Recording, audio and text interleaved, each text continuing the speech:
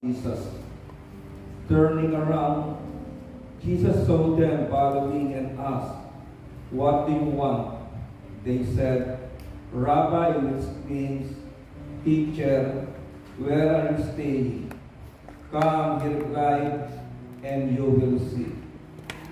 So they went and saw where he was staying, and they spent the day with him. It was about 4 in the afternoon. Andrew, Simon Peter's brother, was one of the two who heard what John had said and who had followed Jesus. The first thing Andrew did was to find his brother Simon and tell him, "We have found the Messiah, that is the Christ." And he brought him to Jesus. Jesus looked at him and said, "You are Simon, son of John. You will be called Cephas," which when translated is Peter. Nang sumunod na araw, naroon uli si Juan at ang dalawa sa kanya mga alagad. Nakita na si Jesus na nagdaraan at kanyang sinabi, "Narito ang ordero ng Diyos." Narinig ng dalawang alagad ang sinabi niya at sumunod sila kay Jesus. Lumingon si Jesus at nang makitang sumusunod sila ay kanyang tinanong, "Ano ang hinahanap ninyo?" Sumagot sila, "Saan po kayo nakatira, Rabbi?"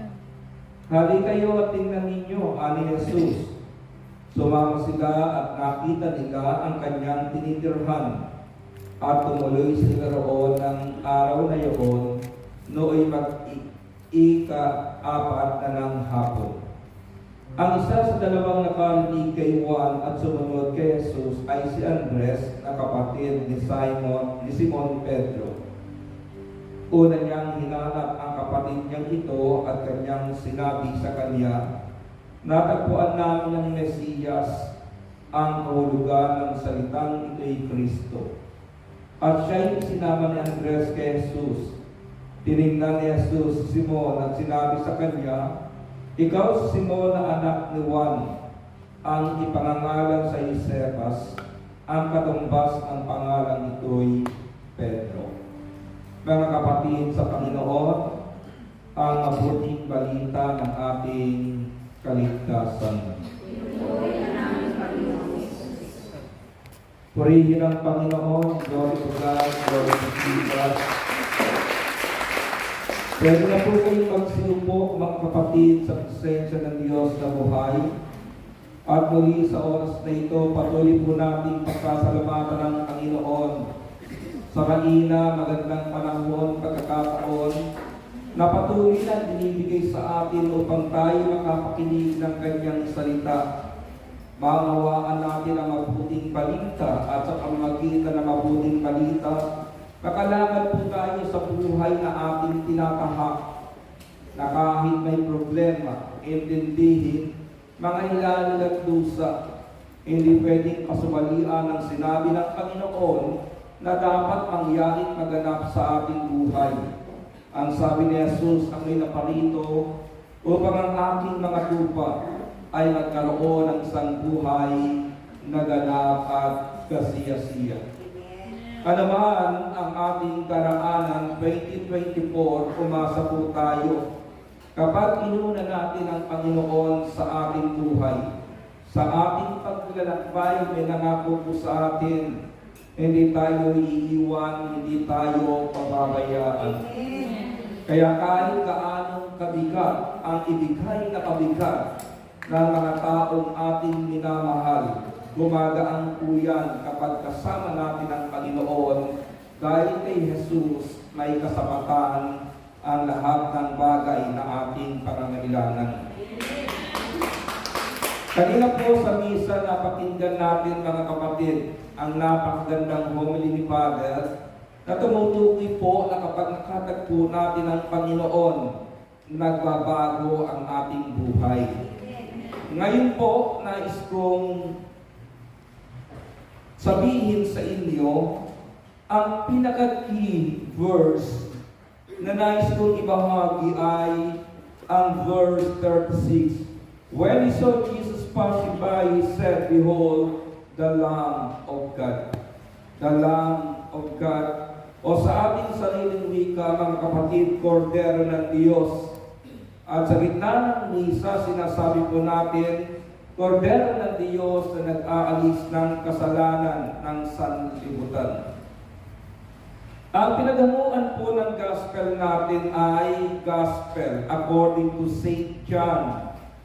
At kung babasahin po ninyo ang tema ng pagsusulat ni John tungkol sa Panginoon, tumutukoy po dito, mga kapatid, yung divine being ng Panginoon. Kaya nga sa John chapter 1 verse 1 and 14, kanyang sinabi, "In the beginning was the Word, and the Word was God, and the Word was God. And the Word became flesh and dwelt among us." Sa pasimula pa'y naroon na ang Diyos. Kasama ng Diyos ang salita, at ang salita ay Diyos. At ang salita ay nagkatawang tao at nakipanayam sa atin, at ang salitang binabanggit ni John walang iba kundi ang ating Panginoong Hesus. Kaya yung aral po tungkol sa salitang the Lamb of God o Kordero ng Diyos, ito po'y pangunahing aral, mga kapatid. Subalit kung ating maiintindihan, maghahatid ito sa atin ng matagumpay na buhay at magdadala sa atin sa buhay na walang hanggan sa piling ni El Shaddai. Amen. Ang John chapter 1, pangunahin, introduction, kung paano po ipinakilala ni Juan Bautista ang Panginoon at kung paano ang kanyang dalawang alagad nilisan siya upang sumunod sa Panginoon. Sabi nga ni Father kanina, itinuturo ni Juan na ang tao dapat pumunta kay Jesus. Kaya ngayon po sa Saturday Group, umupo po tayo sa lugar na kung saan ini-introduce ni John ang Panginoon upang ipakita sa atin ang layunin kung bakit sinasabing, "Behold, the Lamb of God." Narito ang Kordero ng Diyos. Gaano po sa importante ito sa buhay pananampalataya ng mga Hudyo? At gaano ka-importante sa pananampalataya natin ngayong nasa bagong tipan? Paano po magkakaroon ng kapangyarihan ng salitang Kordero o yung tinatawag kong Lamb of God sa ating buhay at pagnilayan po natin ngayon, mga kapatid? To be called a Lamb of God means that God gave Jesus to be killed like a lamb for our sins so we could live forever. Ibinigay ang Panginoon na matay ang Kordero ng Diyos upang tayo po sa panahong ito hanguin sa kasalanan at mabuhay tayo sa piling ng Diyos. Kung babalikan po natin ang kasaysayan sa Old Testament, saan po nagsimula ito, mga kapatid? Paghahandog sa pamamagitan ng Kordero. At bakit kailangan umagos ang sariwang dugo?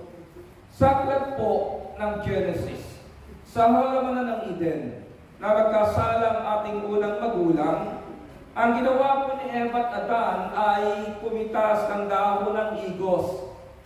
Itinagpi ito sa kanilang katawang itinagpi ito at pagkatapos po ay naging panakip sa katawang inaakala nilang nakakaya ng pagmasdan ng isa't isa. Sapagkat nang kainin nilang bungang ipinagbabawal, pumasok ang kamalayan sa malisya ng kanilang mga isipan at paningin. Kaya pumitas po sila ng dahon ng igos. Nagkatagpuin sila ng Panginoon sa lugar at oras ng kanyang fellowship. Nagtago po yung ating unang magulang. Binigyan sila ng chance ng Lord na aminin ang kanilang pagkakasala, pero naging matigas ang dalawang ito at nagturuan, at ang sabi ng Biblia, sila po'y pinaalis sa halamanan ng Eden.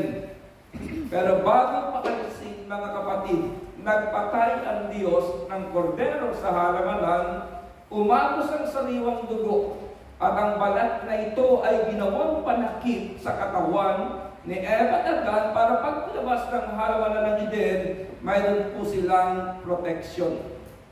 Dito nagsimula, mga kapatid, ang pag-aalay ng dugo, panakip sa katawan ng tao, panakip sa kanilang pagkakasal, at nagpatuloy po yan, mga kapatid, sa Panginoon. Sa aklat ng Levitico, chapter 16, binabanggit po doon na ang paghahandog ng saserdote kada taon sa kanyang kasalanan, kailangan po ng una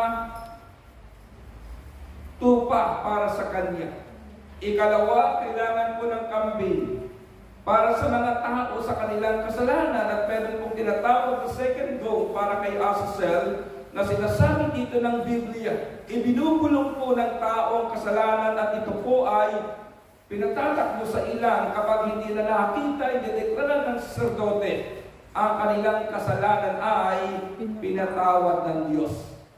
Pero sabi po sa aklat ng Hebrews ay ganito. Hebrews chapter 9 verse 12. Minsan lamang pumasok si Kristo sa dakong kabanal-banalan at iyo'y sapat na. Hindi dugo ng mga kambing at bisirong baka ang kanyang dalang handog, kundi ang sariling dugo sa ikapagpapatawad ng mga kasalanan natin. The Lamb of God who takes away the sin of the world. Kasi po, kung papansinin natin, ang Panginoon ang unang layunin kung bakit naparito para sa kanyang bayan sa bansang Israel. Subalit dito po sa declaration ni John, si Jesus ay hindi lamang para sa bayang Israel, kundi para sa lahat ng tao sa buong mundo. Kaya sakop tayo dito, mga kapatid. Kung tatanggapin natin sa puso natin ang Panginoon, ang kanyang ginawa sa bundok ng Kalbaryo, nakatitiyak po tayo. Ang ating buhay na dating nasa dako ng kasalanan, hahanguin tayo ng Panginoon at ililipat sa isang buhay na pinagpapala ng makapangyarihang Diyos. Gaano po ka-importante ito sa ating buhay? Ang tao, kapag nasa dako ng kasalanan, namumuhay sa pagsuway, ang kanyang buhay ay nasa ilalim ng sumpa. Marami sa atin masikap, masipag, araw-gabi, ginagawang parehas na oras para maghanap buhay. Pero kung ang buhay ay nasa ilalim ng sumpa, sasalubungin lamang ng kabiguan ang kanilang buhay. Pero kung ang buhay natin ay nasa kalooban ng Diyos, sasabihin ko sa inyo, mga kapatid, 2024, mararanasan natin ang pangako ng Panginoon. Hindi niya pinababayaan ang mga taong nagtitiwala.